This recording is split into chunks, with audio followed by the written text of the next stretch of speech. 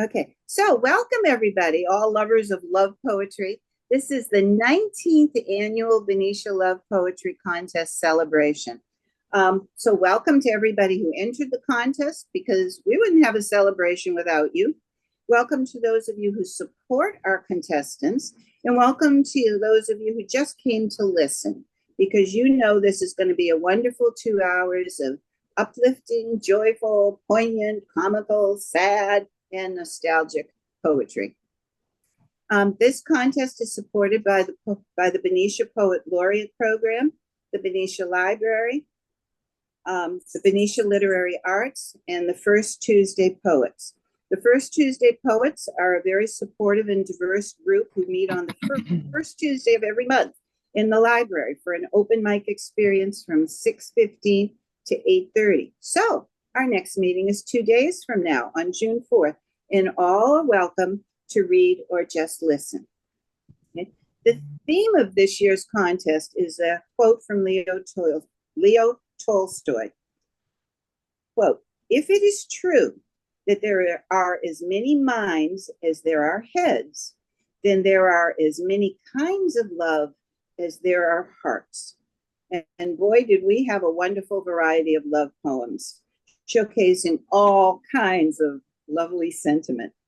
As Elizabeth Barrett Browning said, "Love doesn't make the world go around, but it makes the ride worthwhile." A couple of words about the design of the contest, which some of you may know, but many of you may not. We chose to put the celebration on Zoom, continuing that tradition that started with the COVID, because we have contestants from all across North America and even further. Our farthest away entry this year came from Malawi, 11,200 miles away from Benicia. So it seems only fair that those contestants get to celebrate with us. Our judges were chosen to represent diversity because we didn't want anyone to feel that one part of the country or one type of poetry had a certain edge, or that the judges might be so familiar with Bay Area poets that they could recognize their work. The judges were deliberately chosen from different parts of the country who write in different styles and with different voices.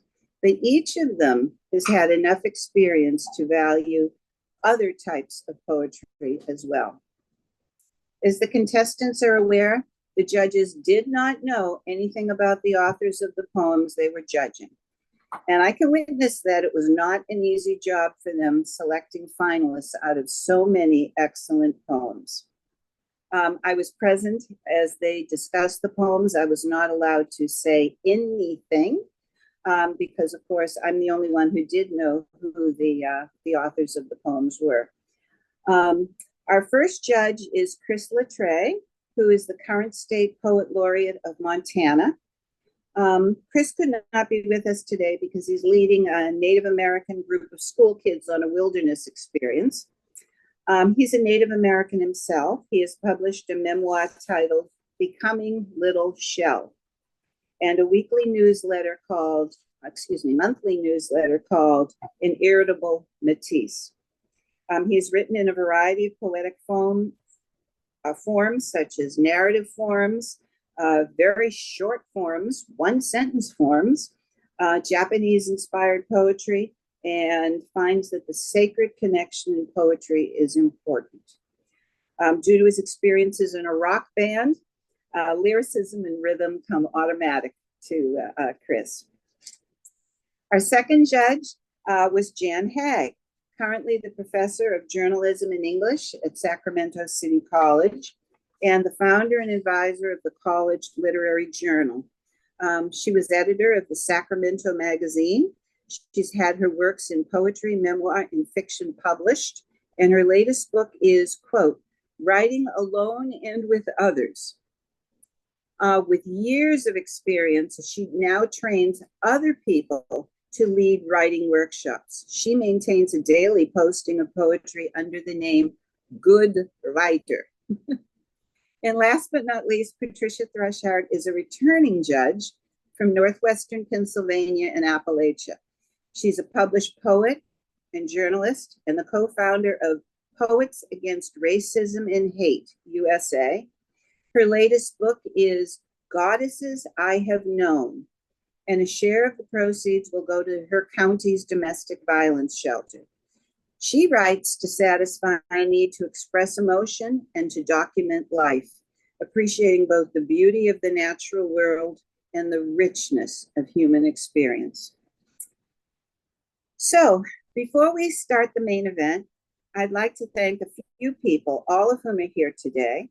The first is Mary Susan Gass, the previous poet laureate of Benicia, who offered me so much guidance and wisdom over the last 5 months leading up to today's celebration, because there were a lot of balls to keep juggling in the air. The second is Mary Eichbauer, who for years has been so valuable to Benicia Literary Arts and the Poet Laureate program. She's on duty today, letting participants into Zoom and maintaining the mute function. And of course, Samantha McNally is our Zoom genius, who's the behind the scenes person with all the answers to my many operational worries. And finally, to my husband, Andy Zinkevich, who helped me keep track of all these entries with all his professional computer software and made sure that the poems appeared in the printed form that we sent to the judges, the way each poet intended them to look when they emailed us their poems. So please keep your devices on mute and unmute when you are called on to read. So let's get started with the announcements in the Love Poetry Celebration 2024. I'm going to start with the honorable mentions in no particular order, and then finish with third, second, and first prizes. If I announce your name, please unmute yourself and prepare to read your poem. To give you a few seconds to get ready, I'll be reading to the audience the judges' comments on what they appreciated about each poem. So the honorable mentions are in no particular order, and the first one is Flying Stars by Deborah Bockles-Schmidt. Oh. Okay. Deborah, are you here? Yes, I am. Oh my gosh, thank you. Wonderful. Okay. This poem had a unique framing with the growth of the lines at the end of each stanza and expressed a lovely sentiment. So congratulations, Deborah, and take it away. Thank you. Gosh, so we're supposed to read honorable mentions also? Yes, we're reading the honorable mentions. Yes. Okay, So you are first. Your all poem's up first. Flying Stars. Thank you. Flying Stars. While she waits for the baby, she chooses the pattern, flying stars. She collects bright fabrics, old and new, prints large and small, hues warm and cool. This is the quilt that will wrap her child in dreams. She cuts crisp squares and triangles, stacking them in neat piles, but birth is imminent, and then motherhood becomes her entire world. While she nurses and rocks, the cut pieces send her messages from their tilting, thready towers. She dreams of red calico rabbits bounding through yellow cotton grasses. This is the quilt that will wrap her child in dreams, in all the love that grows each day in her heart. While the baby sleeps, she starts to build the blocks, pinning them to a flannel sheet on the wall, playing with juxtapositions, how the materials converse, harmonize, disagree. Dragons from a cousin's baby blanket and flowers from her grandmother's apron recall memories from long ago. This is the quilt that will wrap her child in dreams, in all the love that grows each day in her heart, a love she knew and longed for. She hauls out her mother's singer and begins to stitch and press. The bobbin thread tangles, she perseveres, and the first blocks emerge. This is the quilt that will wrap her child in dreams, in all the love that grows each day in her heart, a love she knew and longed for, yet never could have imagined. Thank you, Deborah, and congratulations. So beautiful. Thank you. Okay, moving right along, we have is our second honorable mention, Morning Coffee by Louise Moise. Louise, are you here? No, she is not. So I will read it for her. Wonderful. Thank you, Mary Susan. Okay. And when you're reading a poem that Louise has written, you really have to try to imagine how she would have delivered it. Morning coffee. Rich aroma of freshly ground beans, Italian roast or French blend. Each morning, the promise of a new day, the sound of the grinder, the lilt of his voice calling me from sleep. I wandered into the kitchen. He stood with steaming kettle, potholder wrapped around the handle, patiently pouring boiling water over coffee as dark as newly turned soil. I wrapped my arms around him, inhaled his body, the fragrance of coffee. We sat on the deck with mismatched mugs, steam rising in the cool morning air. Conversation bloomed. The cats came, circled our legs, mewing for attention. A stack of books on the table, a plate of toast, sunlight through a jar of honey, our hands touching. When he died, I gave away the coffee grinder. I could not bear the empty sound. This morning, I tipped pre-ground coffee into the white filter paper. The tea kettle has lost its whistle, hisses now, as I pour boiling water over grounds. The sound of slow drips counting time, aroma rising, acrid and cruel.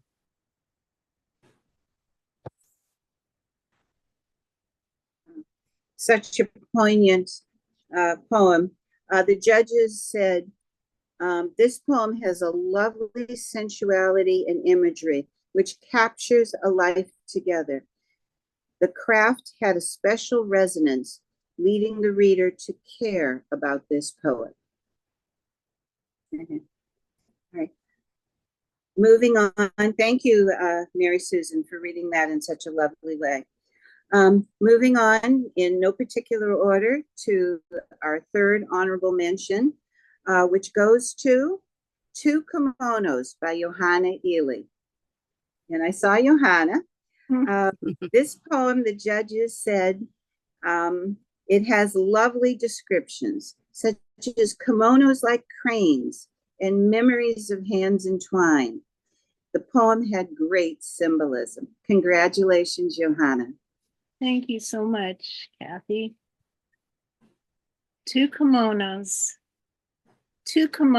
left on a bed, one a breath of spring silk sprinkled with plum and cherry blossoms, bursting pink peonies, two snowy cranes flying across a purple sky, 1,000 years of love keeping them aloft.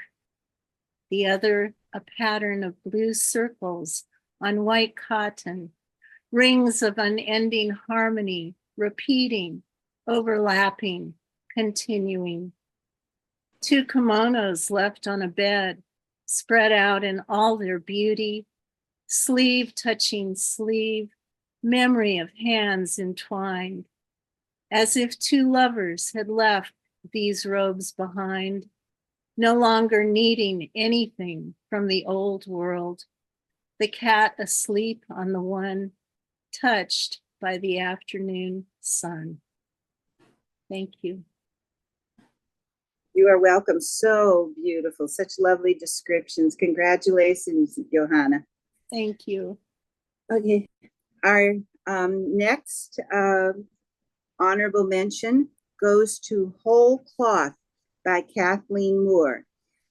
This poem is going to be read again by Mary Susan Gass, since Kathleen is in an airplane flying over Washington at the moment. And this is what the judges had to say about Kathleen's poem. This is not a standard love poem. It has an ending that thuds and grabs the reader. Great storytelling with intriguing descriptions and no foreshadowing. Okay. Mary Susan, would you do the honors? Thank you, I will. Okay. Whole cloth.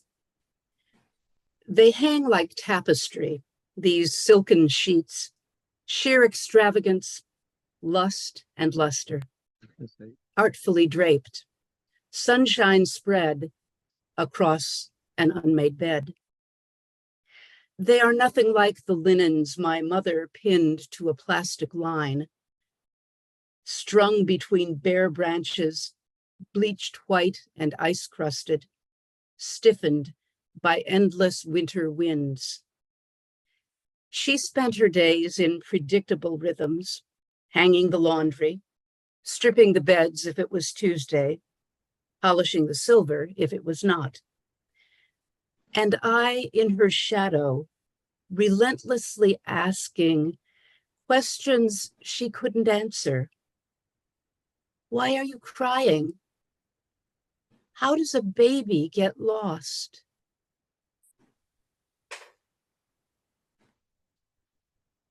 Thank you, Mary Susan. Stunning ending to that poem.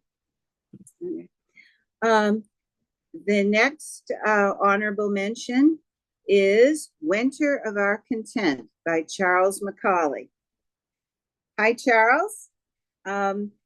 This poem has what the judges said was this poem has a great opening, is conscious of its craft, and has intriguing ideas behind regret and tangled.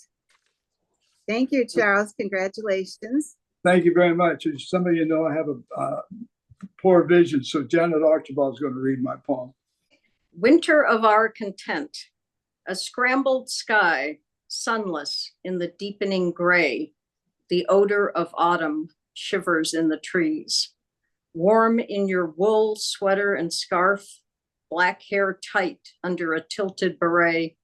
You kiss my cheek without regret. Our tangled fingers swing as we walk against the weather. Wow, lovely, and not it's so much in just a few lines, so much beautiful imagery. Okay, and the final honorable mention is In My Father's Workshop by Louise Moise. And is Louise here? Yes. Yes. Wonderful. Welcome, Louise. Thank you. In my father's workshop, my father's face studies the length of wood, a 2x4, he tells me, as his two hands guide it slowly into the rotating blade of the table saw, a screech of metal on wood. My father's face smiles down at me in a cloud of scented sawdust. Sweat from his forehead drips onto the golden grained wood. His strong hands, marred by splinters, bruised by work, reach out to touch my cheek. His fingers as gentle as feathers. My father's face wrinkled from worry. After a day's work concentrating on the task, on his knees, grouting the tile, setting rigid designs, geometric configurations for other people's lives. My father's face softens with the sound of saws and drills, sandpapers and hammered nails. Here in his workshop, he chooses the chores, measures the angles, crafts the table, the chair, the sandbox for me. Thank you. I'm honored. Thank you. Thank you, Louise, and congratulations. That was a beautiful reading as well. And what the judges had to say about your poem was, there are great images in this natural love story, nicely structured, carefully done, well crafted, appealing to the senses, and very touching. So now we have Thank you. moved. Okay. Now we have moved up to the poems that the judges declared the top 3 winners. And I have to tell you again, this was a really tough job. And there was a lot of varied opinions about, which ones the judges initially selected on their own, and then trying to come together and talk each other into, the beauties of all these beautiful poems. It was not easy, but decide they did. And so these are the all of our honorable mentions and winners today will be getting certificates. And of course, our 3 top prizes will be getting a monetary prize as well. And our first prize winner will have their name engraved on the Benicia Loving Cup. All right, so let us start with the 3rd prize winner. Drum roll. It is, all 3 winners are here, by the way, which is great. It is She at the Chinese Market by Daniel Williams. Congratulations, Daniel. And what the judges had to say is, this observational poem has compelling imagery, tying the marketplace to Eastern myth. It shows excellent craft with the skill of addressing so many senses. Congratulations, Dan. Thank you, Kathy. I'm so honored. Thank you so much. She at the Chinese Market. This den of wizened souls, engulfed in urban blight, long dark queues, song words of Eastern myth, disheveled shelves filled with dust-dirty boxes. A young man unloads produce, throws it into bins as though last week's bad fish or brown ducks or desiccated squid. No thoughts of tea or rice in his dark eyes. Exotica of Asia lie languid, unused here under pearl-like fluorescence, to be pinched and weighed, judged and purchased by those not fooled by weight, color, or glitz. Excuse me.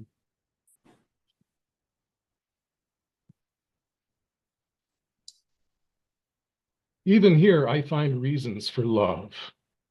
Watching her slight dance through and around, brown eyes wandering, seeking Chinese broccoli, bok choy, checking tangerines, wishing for an eternal rice cooker, she stops to speak to one or another Chinese woman, as is her way, then moves on in wilting heat, her basket held in delicate hands, as though dressed in silken gown, she graces the 13th century market of Sangchu. Thank you once again. You are quite welcome. Beautiful. Thank you, Dan. All right. Our second prize winner is Bronton Shaja with Just Today. And about this poem, the judges said, this poem had surprising language and was less predictable. Appreciation of where it took the reader, with stretching the senses, creative twists, and a sensuous ending. Called Just Today. Just today. Ah, may I kiss you with all knowledge and no hope. May I kiss you whispering the secret of how bones laugh. May I kiss your wetness and the song in your mouth. Just today, I caught you looking at me, though you were nowhere to be found. The lives of things are singing through my body. So what if everyone calls it madness? My future is walking away, looking for nothing. My shoes have stopped thinking about tomorrow. So what?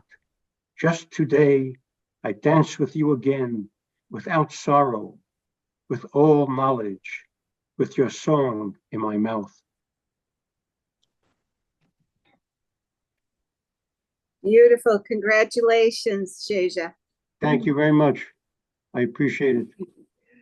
All right, and drum roll for the first prize. It is After the Argument by Becky Bishop White. And what the judges had to say about this poem was, in 9 short lines, this poem is really impactful, a gut punch of a poem. It explores a different side of a loving relationship, and the wanting on the last line floats to the top. Congratulations, Becky. I'm absolutely blown away. Let's see. And now I need to find the poem. Here we go. Wow. After the argument, you unhappy with me, a dry stack wall with hidden gate, a lock for which I have no key, for silence among the stones. Thank you. Wow. Short but dramatic. And I am so honored. Well, you deserve it. Wow. All right. Well, while Becky pulls herself up off the floor from that win, let me move on to the next part of our program, which is the transition to the open mic. As I said, I am looking forward to this part just as much as the first part, because I know what wonderful poems we have in store. So the screen, if you could put up the screen with the order of the 23 poets who told me in advance when they said they were attending that they also wanted to read. There we go. And Norma Green told me a little bit earlier today, so she'll be number 24. They are going to choose one of the 2 poems that they entered, if they entered 2. After everyone on this list gets to go, if there is any time, I will open up the mic to other contestants to read one of their poems. We will not have any winners reading in this section. The winners have already been taken off the list. The honorable mentions and the winning poems. But there might be room, and I say might be room for a couple more people who either did not direct me that they wanted to read when they told me that they wanted to attend, or maybe they changed their mind and now feel comfortable reading. Whatever, if that is true of you, you should go to the chat and put a sentence in the chat with your name and the name of the poem that you would like to read. Having made that announcement, let me just remind you to mute yourselves if you are not reading, and you are the only ones who can unmute yourself. This list here is going to go off of the screen that everybody can see, and it's going to go into the chat. So you can find where you are, but you might look and see who is ahead of you, 1 or 2 people ahead of you, so that you know when your time is coming up, so you don't get caught off guard. All right? Okay, and Ashley Cristiano is first. The order is roughly the order in which you responded to me, but Ashley is a working nurse today, so hopefully we caught her during her break. Ashley, are you on? And if we didn't catch her during her break, then maybe I can call for her later on. I think she was expecting to be called on in about 15 minutes or so. So maybe we'll stick her in there. All right. Cleo Griffith, I know you're here today. Are you ready to read? Yes, yes, I am ready. Wonderful. Okay. You're on. Flying into starlight. When I was the beloved, June was full of birdsong and lilies. In those early days, rainbows were mine because of you. You gave me jewels of sensation, appetite for diving and flying into starlight. We gathered such valuable treasures, catch and release, unselfish. Oh, my summer is full of birdsong, lilies, flight, and fleeting pleasures, as you taught me long ago when I was the beloved and you were mine. Thank you. Beautiful. Thank you. All right. Next up is Janet Archibald. I guess I'm not seeing her. Okay. Well, we can come back and maybe revisit that. All right. Next up is Mary Eichbauer. Thank you, Kathy. Mary has been manning our mic system here, so thank you for that too. It's a pleasure. This poem is called Talisman. In our high school class, we were the only ones afraid to get our ears pierced. Was it fear or our everlasting desire to be different? Summer camp, morning inspection by the nuns to make sure we'd washed, holding out our hands for sister, top and palm, her look of horror at our nacreous green nail polish speckled with little black dots we'd inked on with the artist your father gave you, and the whole cabin had to stand for inspection again after we removed the polish. Years later, you visited me. We were both in grad school. As usual, we got into trouble. As always, every man we met swiveled on his axis like a magnet and pointed towards you. At the end of the visit, I gave you a dress I loved, dusty rose cotton with shell buttons that had always looked terrible on me. And you gave me one of your clip-on rhinestone earrings, the kind you see in a 50s noir, 3 strands of diamonds hanging down, and you wear it on one ear, and you would wear the other earring on your other ear, because it wasn't cool then to wear 2 earrings at once. I often wondered since if you regretted giving me that talisman, the earring that made me your mirror image, your counterpart, because now it is cool again to wear 2 earrings at once. And now that we don't speak to each other anymore, you only have 1 earring. Thank you. Thank you. So poignant. Beautiful. All right. Next up is Nancy Woody. We have a lot of screens to skip through, so no, I didn't see Nancy. Okay, moving on to Joanne Jagoda. My Valentine's Day. Today, when the master paints the dawn sky magenta.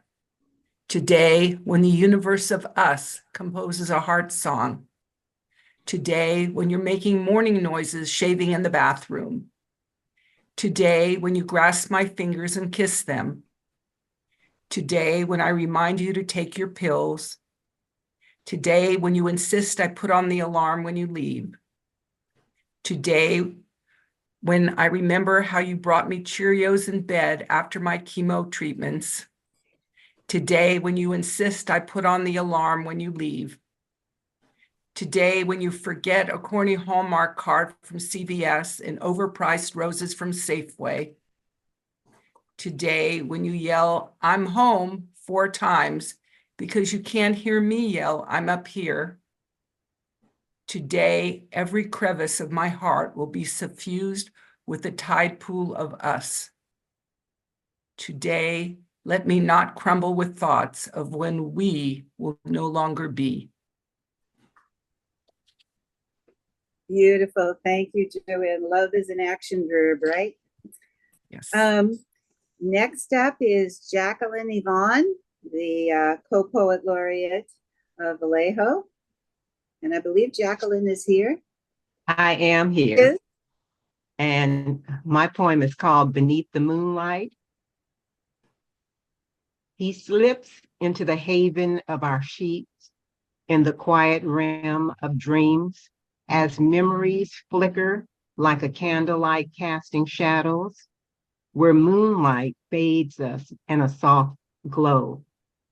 Gentle touches, the warmth of comforting caresses against the chill of lonely nights. I inhale deeply the scent of his cologne. It lingers, nestled in the corner of my mind. He was never a cologne man. He embraced the scent for me. Droplets of affection, a testament of love, and the small splash of liquid memory rubbed between his palms like an anointing, trailing up the sturdy columns of his arms. Words escape his lips as he pulls me into the sanctuary of comfort, a blending of musk and citrus. I love you, brushes against my soul like spun gold. Words that ignite my heart comfort me with a smile that dances uninhibitedly across my face. Though the reflection of sorrow in his eyes reminds me of how I worried about him, how he anguished more about me than his illness, wanting me to be okay without him. I will be all right, my love. Assurances through quiet tears shared.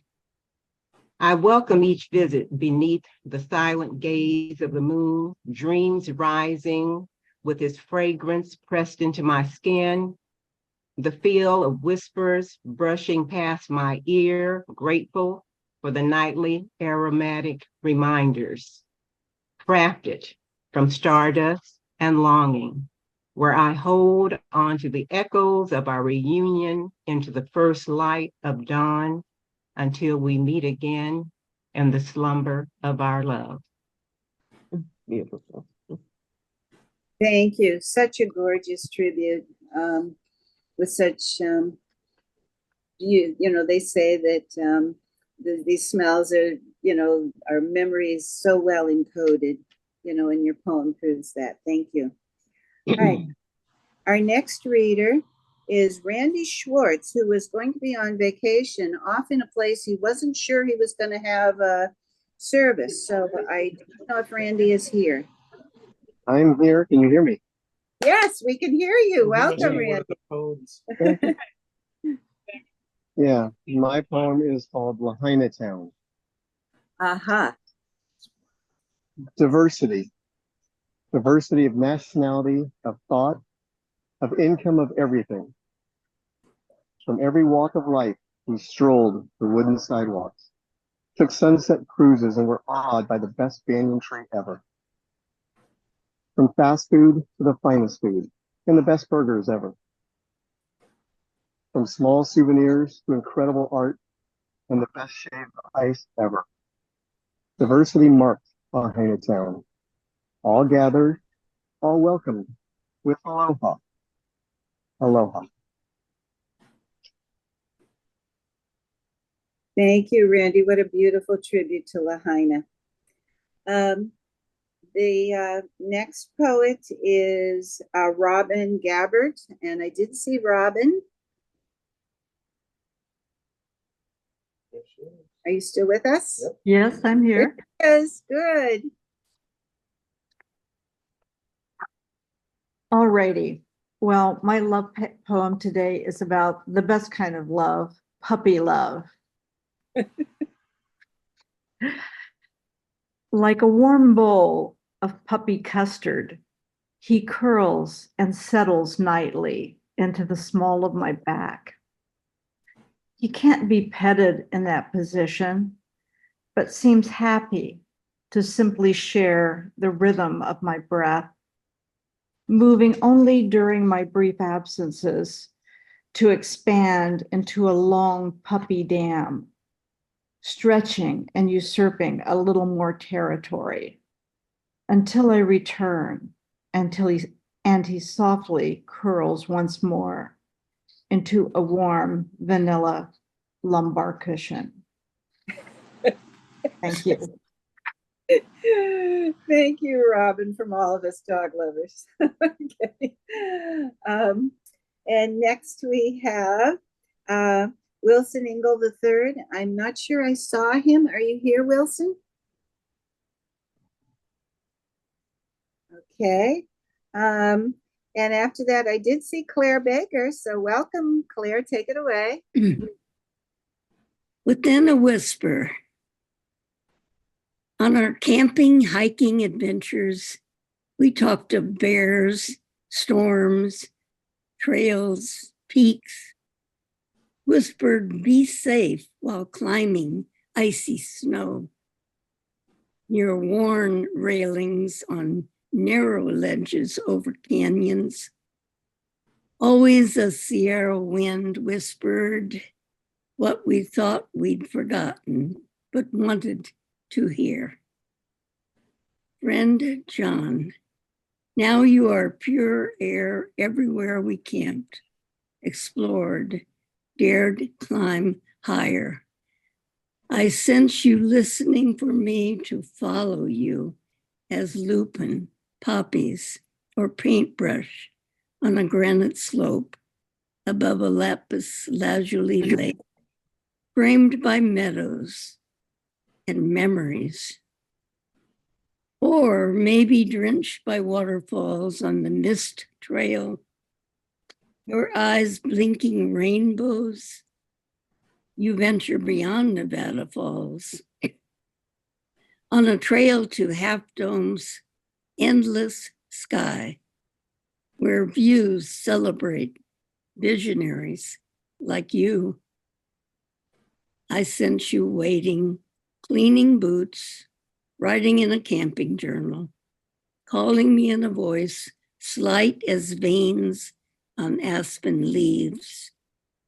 And I reply as pollen, our spirits melding within a whisper, within a whisper. Thank you. Thank you. What a beautiful tribute. Yeah. Next we have Evie Grock. Thank you. I was so ready to correct the pronunciation of my name, but you said it perfectly. My poem is called Orchestration. She gazes at him with an inner joy, a smile betraying her pride. She silently slides her hand with a simple gold band on its finger into his. On this, the wedding day of their youngest daughter. She recalls as they wait for the bride to come down the aisle, how she primped in the mirror before meeting him. She wore a light-colored long-sleeved blouse tucked into an ankle-length dark skirt. She rebrushed her shoulder-length black hair, which framed her translucent skin. Her parents walked her into the cavernous hotel lobby, over to one end of the long, stunning settee. Another set of parents walked their handsome son in a black suit to the opposite end of the settee. He removed his white-brimmed black hat, stroked his short, closely trimmed beard. He wore dark shoes so highly polished, the lamps reflected in them. They were left alone. Restraint was paramount. This was the start of weekly meetings, each one finding them sitting closer together until, if she is not mistaken, the 18th week, when their relationship ignited and they held hands for the first time. She had never believed in arranged marriages and didn't believe this one was really arranged until he confessed he had seen her and orchestrated the desired meeting through his parents because he had fallen in love with her at first sight. Thank you. Thank you. Thank you, Abby. What a lovely narrative poem focusing on a lovely event. Thank you. Okay. Next, we have Deborah Silverman. And I did see Deborah. There she is. I doubt if anyone not in my generation will recognize the 8 popular songs that are embedded in this poem. But here's the poem. It's called Memories Are Made of This, subtitle, Fun, Fun, Fun. Fun. It's true. My mother relays it with laughing derision, her prudish friends head shaking yakety yak. Your daughter was in her boyfriend's jalopy, 2 heads and only 1 body. The radio was blasting tutti frutti. My mom replicates her puffs of disgust. A 50s mom, mine is hipper than most. It's true that when riding in his car, there is no breath between us. Teenagers in love, our auto is jukebox, front row seat, and fortress, both statement and retreat. Splish splashing through the river ford, cruising the main downtown drag to love is a many-splendored thing. Parked at the drive-in, no matter what the movie, at the Lookout, favorite place to make out, in a remote cul-de-sac in the still of the night. Even while sharing in the tenor of the time, detaching, breathing secluded hearts to hearts, fogging the windows as we explore adult ardor. Only you in the 1949 Fine Line Chevrolet, where we learn our love is here to stay. I got 11, Deborah. I'm thinking, I don't know which one I missed. Very clever. Thank you. Okay. We're going to check back to see if either Ashley Cristiano, Janet Archibald, or Nancy Woody are here. So after Deborah reads, after Gail reads, excuse me, Gail Wasserman, could you please identify yourselves if you're here? Okay, take it away, Gail. A glance, and this was from based on one of the picture paintings that was at the at our show at Benicia's art and poetry show. A glance. At a glance, you wouldn't think I'd still be seeking romance. A 2-time divorcee and abandoned by yet another man. Like you, my friend, I wasn't the best at relationships. We both had a hard time of it, could never find that true fit. But you say you're done, you're through, yet I continue to try before I die to mend that broken part of my heart. It's been so ingrained in my soul, you need someone beside you to be whole. It's not okay to end life's journey alone. Yes, at a glance, you'd never think I'd still be seeking romance, but you are wrong. I'm going to play along. Sign up for the over 55 sites, attend singles events, and date, not admitting it's a mistake, a waste, knowing full well the chances are very low that this will never be a go, yet I'll pretend to the very end because I have no choice. It's been so ingrained in my soul, you need someone beside you to be whole. It's not okay to end life's journey alone. At a glance, you'd never think I'd still be seeking romance. Oh, but I am. Oh, but I am. But I am because it's been so ingrained in my soul. You need someone beside you to be whole. It's not okay to end life's journey alone. So if you now take a closer look rather than just a glance, you'll see I still foolishly am seeking romance.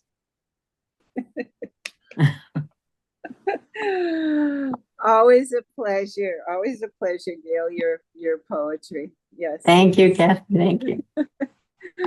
Okay, so next up is Britt Carlson. Good afternoon. Thank you. I'm going to be reading The Vein Opens. The vein opens and love begins its unhindered course through the body of the beloved. It's a wrecking ball, it's a bomb, deactivating the minds, settling the fires to the warm glow of the satisfied. And the beloved feels all of it in the pulsing cocoon, alive once more. Thank you. Very, very dramatic imagery. Yes, yes. Thank you for that, Britt. Okay. Our next poet is Arlene Downey Yaconelli. There you are, Arlene. Take it away. This poem is called Ignite. Soar with me the sparkled sky beyond the dark bowl's rim into candle-pointed night until the bright suns dim. Touch the far side of the moon. Move beyond Earth's colored gleam. Glide through pulsing cosmic runes on hymns wild-winged angels sing.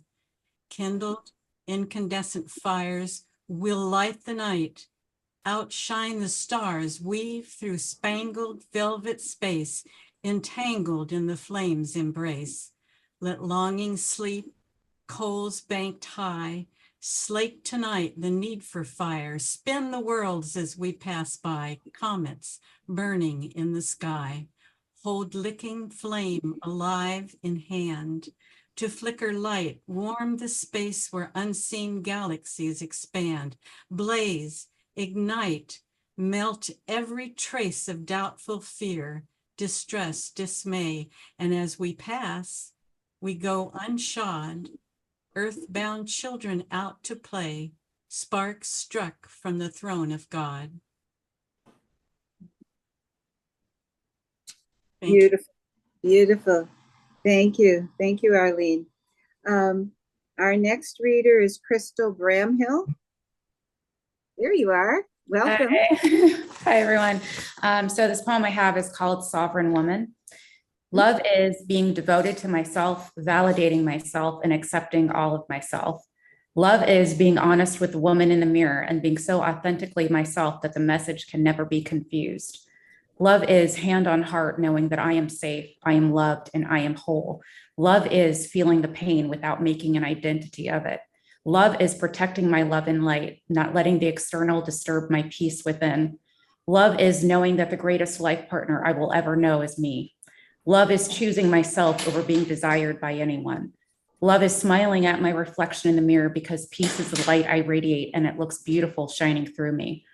Love is being alive within my sovereignty, knowing all things work towards my highest good. It is the comfort I feel knowing that out of all situations, only good will come. Love is trusting myself, speaking affirmations to myself, and holding space for myself. Love is the kindness and compassion I give to myself freely. Love is reclaiming my seat and giving my voice a place to be heard. Love is the courage and fortitude to be me in all things always. Thank you. Thank you so much, Crystal. As the song says, the greatest love of all, right? Thank you for speaking your truth. And our next poet is Lee Solomon. I want to thank Nancy Tolan for the ekphrastic opportunity of this poem. It is written for a framed print by Sandra Cook. Liliana's Cameo. It will take time to drink in all this sweetness, this surfeit of flower textures, the pink wallpaper, the lace curtain, the embroidered drape, teasingly sliding off her bare, creamy shoulder.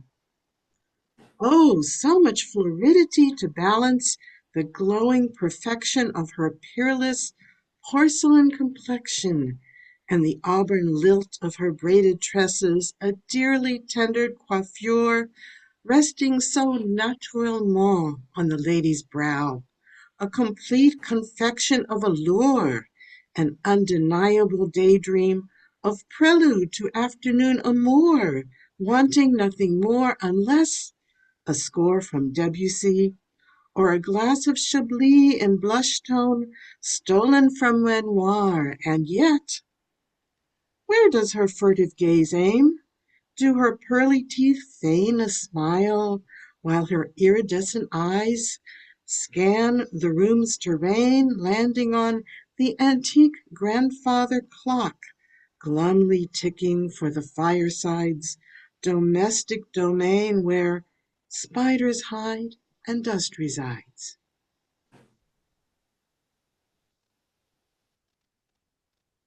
Thank you. Thank you so much, Lee. Always a pleasure. And that was a beautiful picture. I remember that poem. Yes, yes. Rob Rogers is next. Hi, Rob. What do you have for us? I have a poem written for one of my sons called The Things You Want to Hit. I don't know what they are, but the way the thunder rolls across your face when I ask, or the way our game of chess ends with you shoving a little too hard, tells me there must be many of them, the things you want to hit, and that they matter. It's the way that wonderful factory in your mind conjures cities full of characters in your stories, in your video games, in the things you build and draw, just so you, sword on fire, can smack them to pieces, laughing that they never really stood a chance. Did someone say that to you? Or is something more subtle telling you there is someone, something waiting for you around the corner, just out of reach, and you will never see it coming? You have learned to trust those feelings more than anything I could say to you.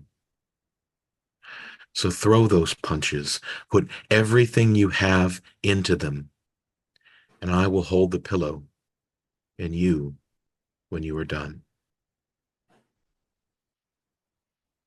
Thank you, Rob, for that very poignant poem on fraternal understanding. Thank you. Our next poet is Karen Marker, who was here earlier, but I'm not sure I saw her. Moving on to Steve Enos. Did I pronounce your name correctly, Steve? Sure. Good job. Hello, David Anderson. I saw David from Go Country Writers here. That's how I got connected to here. And David's kind enough to help me in our writing group. I'm in Grass Valley, home of the Sierra Poetry Festival too, by the way. This is called Summer Dresses and a Light Breeze. I fall in love at least 20 times a day, sometimes 3 or 4 at a time. Thanks for the opportunity. Lots said in a few words, yes. Thank you, Steve. Nancy Tolan is next. This is an unconventional love poem. And when I read an earlier version to my writer salon, unsurprisingly, no one was familiar with Tinder. The poem is called Marital Advice from an 87-year-old Woman. Oh, but how carefree and curious are these daring ombre girls, their hair colored in every unnatural hue, aqua, blue, green, purple, pink. The younger girls roll their eyes at the remote possibility that they may learn something from this 87-year-old woman who's offering marital advice, fossilized marital advice. Yet she's a lifelong teacher who's been married for more than 60 years. Why not listen to her hard-earned wisdom? Choose carefully, she says. Don't rush.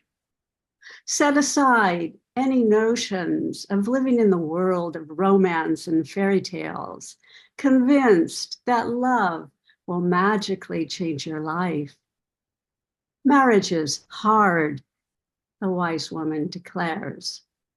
Nonsense, love conquers all, the girls argue defiantly, while innocently twirling long curls of hair around their fingers. The old woman smiles, remembering her own youthful mistaken notions. I know you have Tinder, and you've learned to swipe left and swipe right. But please know that love rarely hangs out on Tinder. How do you know that? Have you ever even swiped on Tinder? And then, with surprising interest, perhaps feigned, they demand, "Tell us how to screen for a husband." The woman nods and continues. Don't look for good looks. The looks will fade. Don't look for wealth. The money comes, the money goes. And if there's a lot of money, you will see virtues that aren't there. But what about sex? You haven't mentioned sex. What about hookups? The girls laugh and snicker. Yes, sexual intimacy is important, the woman admits. But screen for character traits based on beliefs. Most importantly, screen for kindness. The woman smiles knowingly and then repeats the last line. Most importantly, screen for kindness. Swipe right. Thank you. Thank you. Wise words, even if it's fossilized marital advice. I like that line. Okay. Brian Franco is up next. There you are, Brian. Can you hear me fine? Yes, we can. Wonderful. Hiding place. It has been too many years since we last saw each other. We were still in love when life threw multiple wrenches at us. All we could do was duck and cover and run or risk permanent injury. There was too much that was beyond our control. We knew we'd never be the same again. After we ended, there were times I wished my love for you had been unrequited. Just under 3 years later, you introduced me to him. He insisted I come to the wedding. He even sat me next to his redheaded friend at the singles table as an obvious setup. The wedding was the last time we saw each other. I was genuinely happy for both of you after your child was born. I mourned our potential child we used to talk about all those years ago. You wanted a boy named Sylvester just so we could call him Sly. I wanted a girl named Mazzy, named after my grandmother, Mazel Tov. You said you'd think about it. You had a way of humoring me as if your veiled validations were hugs made of homemade hot chocolate and melted marshmallows. Once, when I was in town visiting my mom, your mom called and took me to lunch. She said she always wished that we had made it through the trouble. She proceeded to show me photos of her grandchild. Your husband called to invite me to the funeral. He said that you valued our friendship and wished we hadn't fallen out of touch. My heart aches that I wasn't able to be there for your mom or him or to say goodbye. You will always be the one that got away, but stayed hidden deep in my heart until the end.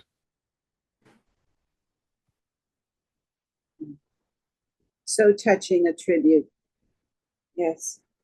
Wow. And before we move on to Norma Green, who's our last listed poet, let me say that we do have some time.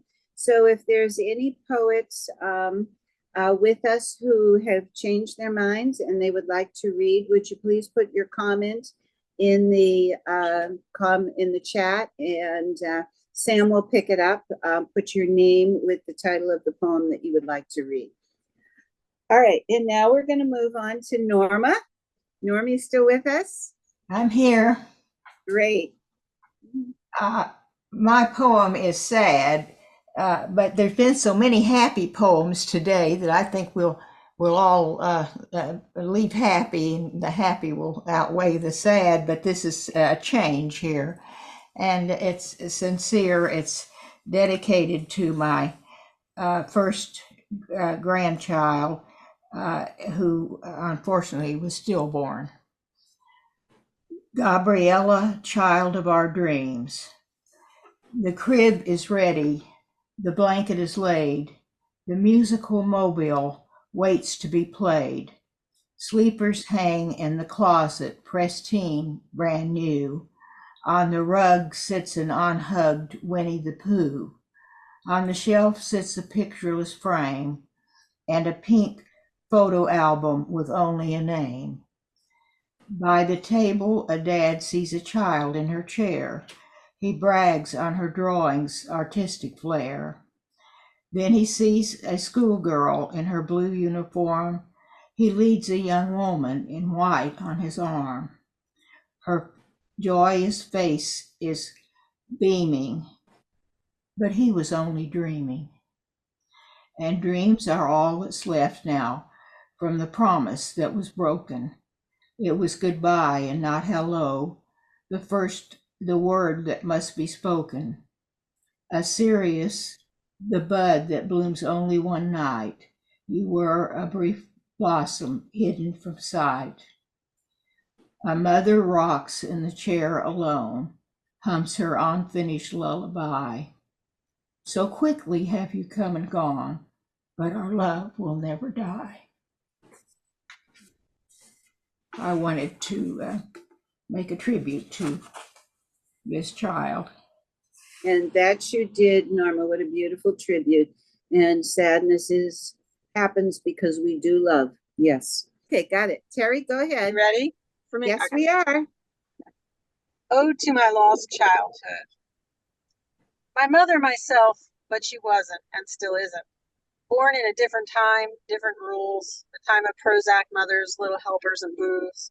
A working two-parent middle-class household. I did as I was told. When I stayed in my room, I played with magnetic letterboard on my closet door. It might as well have been a foreign language as I tried to make my first words. I could not read, but I tried so hard. Back in the days before diagnosis of ADHD or dyslexia, then I was displaced by my baby sister. I did not take well to this new arrangement, and I could always sense that Mom loved her best. This made me try even harder to get the attention that my soul cried out for. I went to school and fell in love with my teacher. What do we understand about it at age 5? I think more than I do now. Let the children come to me, for these will inherit the kingdom of heaven. Also at age 5 was where I first laid my peepers on the crush of my life, even though I could never let him know until a 30-year reunion later when we were both married to someone else. His response when I told him was that he was an idiot. Okay. So, wonderful poems today. Really, truly wonderful. So this is my entry, Lingering Bouquet. You came to me a brilliant autumn bloom whose fragrance conquered winter, the sweet shelter in your sunlit voice, the soft canopy of your arms. Growing together, tree, vine, roots, soil, bound with oaken promise of eternal springtide. Each thorn and rose within the stem, where neither earth nor cloud could contain our hearts. Moments melt into days, glorious in feeling our shared breath thus entwined. Days melt into months, kept warm between us for every season, captured by our embrace. Months melt into years, first imperceptibly, gradually blurring with each turn of the page. Years melt into dreams, memories of brightness through a thin veil drawn close.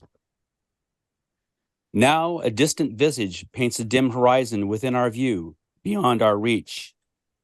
Sky has become a dark mantle of an unseen hue that time has turned cold, tethered to limbs of regret, and rended such that kisses may never mend. A tearful rain has washed our mornings away as we cling like mistletoe upon a withering branch. You have left me before blossoms fallen and have become a flower too fragile to hold, as petal by sepal you were carried off by a warmer wind.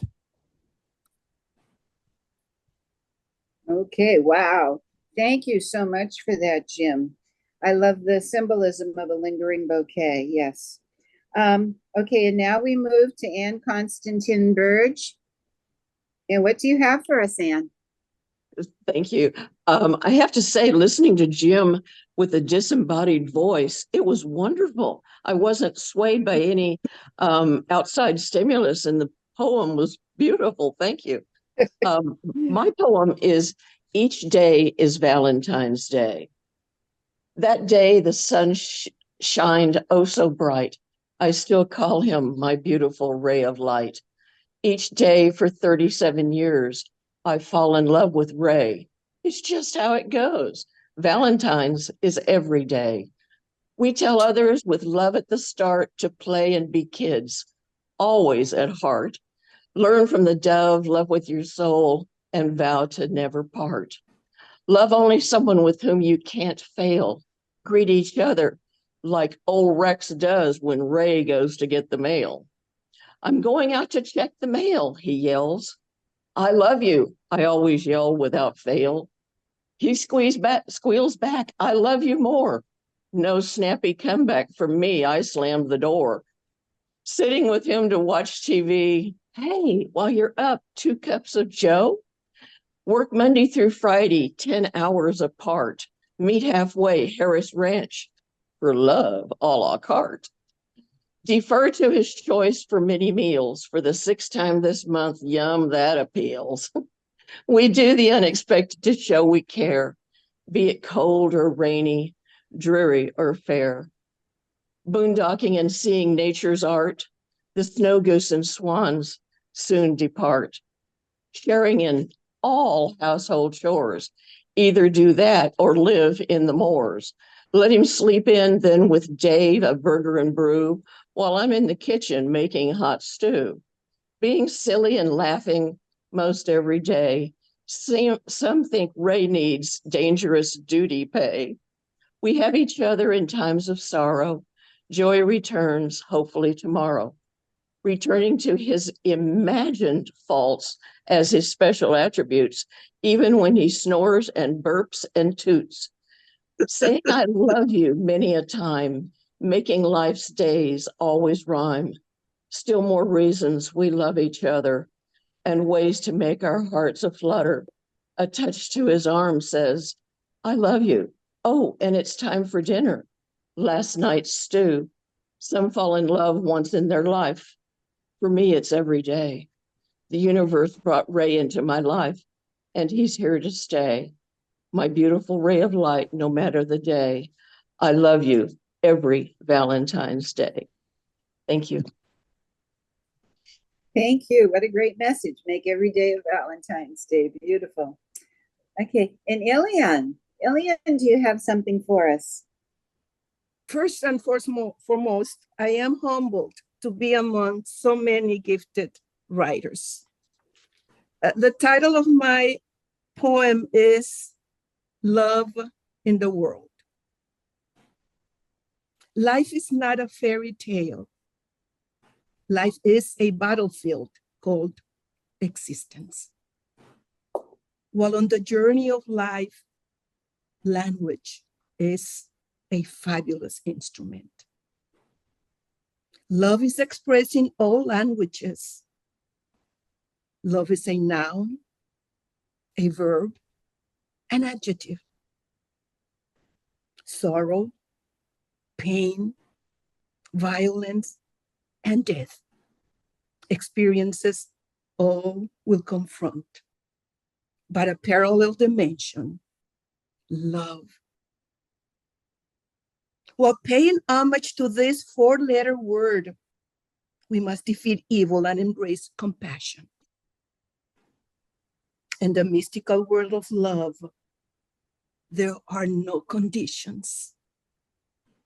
Love nature, animals, and people just as they are.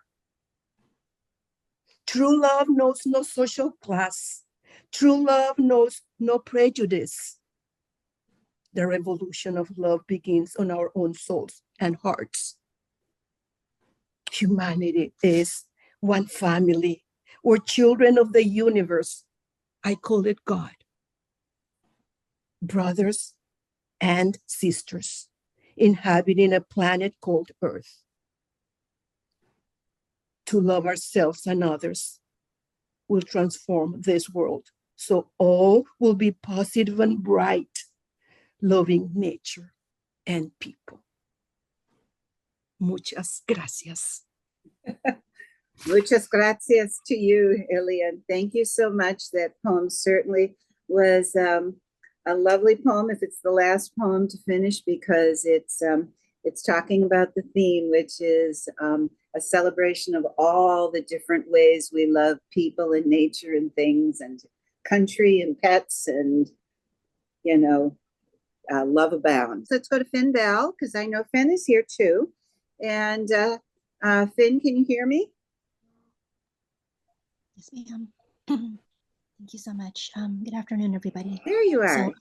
So, hi. Just one poem, of course. This is called A Depiction of You and Me. Capturing our accurate likeness is a two-dimensional practice of patience. It's art of finding I will never get the perspective right. We will not be perfect, even by trial and error. Committing our black and white rendered shape to paper is drawing an ever-thinning line from me, anxiety pacing ever forward, reaching you. You remain standing, and you stillness seeks and finds its ideal model. Burrowed in what you've tucked away for safekeeping, the line fast finds it is not a precise path leading to you. It disperses its direction, crawls over our new crisp page, bears down gas-pedaled pencil, consumes the paper, sputters, loses its graphite nerve and skips, stopping short. My sure hand leaps are black off the page. Drafts are now called finished work. Still life studies always occur from far away. Here, an easing of breath. In this version, see me smiling wide. In that one, the left half of your face curves to join the shadows. I marvel at how obscene, how clean, how pristine our likeness appears, guilt injected by association. No one ever looks at that close, at a depiction of real life on full display, but still they will claim they had dinner last night with a starving artist. Everyone is an art aficionado. If you meet them in the great hall at the appointed hour, everyone wants to be an art critic, san, bon vivant. In this version, observe me tilt my head up to capture the fading sun. You are in this impression. If one squints the eye, there see, you cling to the blurred edges. An observant soul passes by, remarks on the dry cracks on my Bristol board. The fissures appeared on purpose. Thank you. Thank you. Just another reminder, poetry is art, right? Art is poetry. Yes. Thank you. This has been a wonderful experience for me. I must say, I really feel like, you know, when I was reading all these poems as they came in, I said, wow, I just really want to hear the poets read these poems. And so I have been delighted with the whole experience of listening to you all. So thank you very much for your participation. You know, without you, we wouldn't have a love poetry contest, let alone a celebration. So I hope that all of you will do this next year as well. And we'll usually we rotate who the judges are. You know, trying to keep one judge for, you know, connections going through, you know, and trying to keep them to be a diverse selection who have a national reputation and who have experience with all kinds of poetry. So, you know, they will be receiving our thanks, you know, in a gift sent to them. And of course, our three top winners will be receiving checks, and our top winner will be receiving have their name engraved on the loving cup. And so I thank you again and welcome any of you that are nearby to the first Tuesday in Benicia. And if you are not nearby, we are planning on having a workshop on Zoom so that our friends, you know, across the country can join us as well, which will be focusing on lyricism in music in poetry, so that you can actually attach music to it. So we'll look forward to that, and you'll be hearing about that as it develops. So thank you again, and goodbye to everyone. So Thank you, appreciate Kathy. Okay, we can Wonderful unmute. chairperson. Thank you, Kathy. Yes, Thank you, Kathy. You're welcome. Thank you all. You can unmute and give everybody a big clap for all the wonderful poetry today. Oh, that's right. Thank you for getting us together. Wonderful. Hope to see a lot of people next weekend at the Ina Coolbrith picnic at Fernandez Park, noon to 4. I'll be there. All right. Okay. care. Bye now, everyone. Bye-bye. See you later. Bye. Why to leave?